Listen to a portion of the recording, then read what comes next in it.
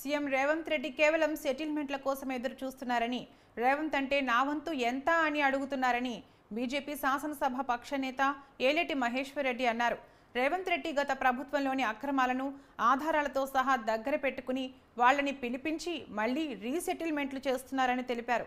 హైదరాబాద్లో 15 ఎకరాల స్థలం గత ప్రభుత్వం హెరిటో డ్రగ్స్ పార్థసారథికి ఇచ్చిందని, దాన్ని రద్దు చేసి ప్రభుత్వ భూమిగా బోర్డు పెట్టిందన్నారు.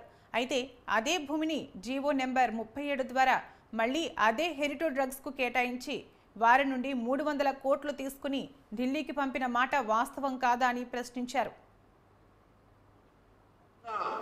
ఎంక్వైరీ కూడా పూర్తి కాలేని పరిస్థితి ఏందని చూస్తే ఒక్కటొక్కటిగా వాస్తవాలు బయటకు వస్తున్నాయి.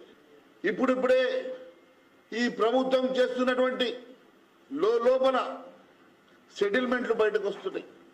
వీళ్ళేదో గత ప్రభుత్వం చేసినటువంటి అరాచకాలు, అవినీతి, అన్యాయాలని బయటపెట్టి గత ప్రభుత్వ నాయకుల్ని, అధికారులని చర్యలు తీసుకుంటారేమో అని చెప్పి ప్రజలంతా 1000 కళ్ళతో ఎదురు చూస్తుంటే కేవలం ఏ రకంగా సెటిల్మెంట్ చేసుకోవాలా, ఏ రకంగా ముందుకు పోవాలా, రేవంత్ అంటే నా వంతు ఏందంటున్నట, రేవంత్ అంటే నా వంతు ఏందంటున్నాడట. మరి పోయిన వాళ్ళు మరి రేట్ ఎంత రెడ్డి, నీ వంతుకు రేట్ ఎంత రెడ్డి అని వాళ్ళు అడుగుతున్నారట. ఈ రేట్ ఎంత రెడ్డిది, రేటు మరి ఎవరు ఫిక్స్ చేస్తున్నారో తెలియదు. కానీ ఎక్కడ పడితే అక్కడ ఈ రాష్ట్రంలో సెటిల్మెంట్లు జరుగుతున్నాయి.